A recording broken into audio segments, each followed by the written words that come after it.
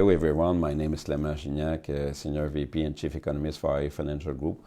Over the next 5 or 7 minutes, I will try to summarize, in fact, our monthly webinar that we have just recorded for our financial advisor, so you can consult on the PDF file attached to this Facebook Live. As a matter of fact, talking about the economy, no doubt that we have a deceleration of the global economy out there, and the sector who has been affected the most is the manufacturing sector.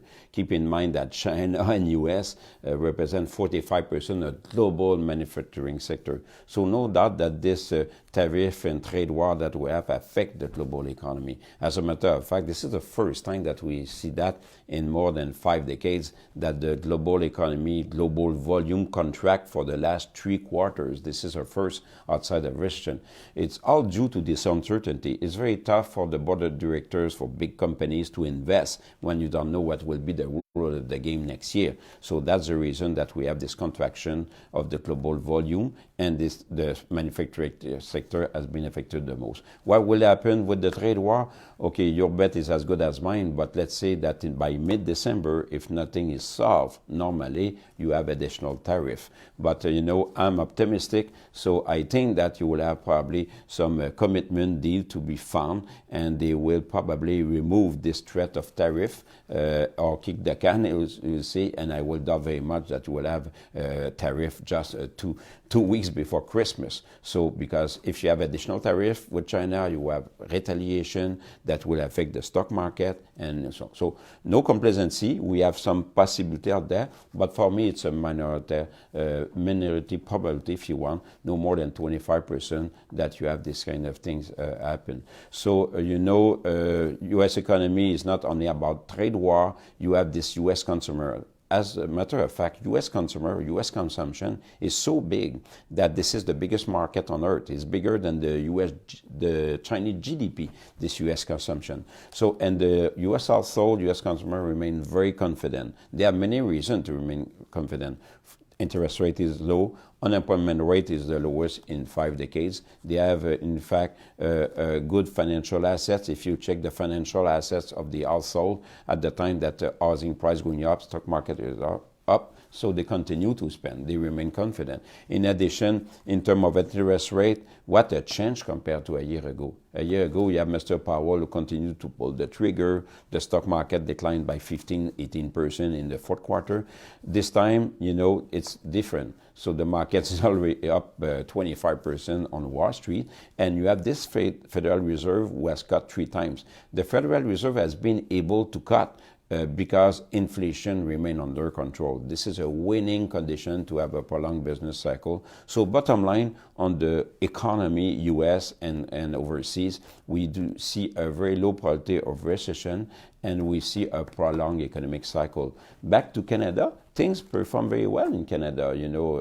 When you think about that, it's probably better than the perception. In fact, for the first 10 months of the year, you have already 350,000 job creation in Canada, and most of that is full-time from the private sector. This is the best sequence ever seen in 17 years. So very impressive.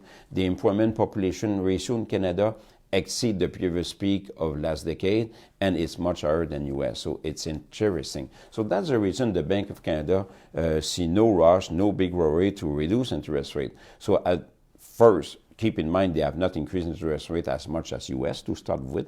Second, inflation in Canada is higher than U.S. So in Canada is 2%, U.S. 1.5%. So in this context, no necessity to match the rate cut of the Federal Reserve, and that's the reason that probably that explains the weakness of the Canadian dollar. If you analyze that, it's surprising to see a Canadian dollar so cheap, because now you have parity between short rates Canada and short rates US, and you have oil price at $55-60. So probably this political uncertainty, geopolitical uncertainty regarding what happened to the Mexico-Canada-Washington Treaty and the trade war as well. So Personally, as you know, I'm a portfolio manager. I manage money, diversified funds. I have the possibility to hedge or not. Since I see the Canadian dollar appreciate over the next 6 months, in this situation, I hedge portfolio, my portfolio.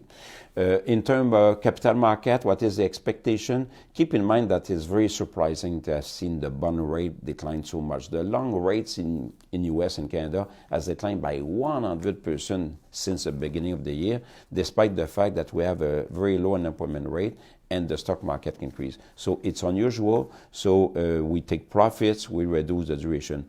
On the stock market, what will happen? Keep in mind that the bull market continue. As long as we see no recession and we have a long business cycle, you will have, in fact, probably the bull market continue, because to create a bear market, and the definition of bear market is 20% plus, is usually you need a recession. No recession, we believe the bull market will continue. You know, 25% return on the stock market, it's unusual, but this is not the first time. 20% return or more in one single year, that happened 24 times before since World War II. What happened the next year, this is what it's interesting, what is next. So if lesson from the past, 80% of the time, the stock market continue to deliver positive return in the following year. So I remain optimistic. We have the chance this month to share optimism as well with my colleague, Marc Gagnon, is responsible of Canadian equities. So I attach to this Facebook Live the PDF you can consult, but definitively, if some people search for more value, more defensive, less expensive market, Canada is very, very attractive, energy, banks, and so on. As a matter of fact, the dividend yield of Canadian banks is higher than a 10-year bond yield, so which is a winning condition to have a very good return in the following 2-3 years. So all in all, this is the summary of the webinar. I invite you to consult, but you know, sit down with your financial advisor as well. Each of us are different. We have different time horizon, risk tolerance. It's important to discuss the situation with your financial advisor. So on that note, I wish you a very good day.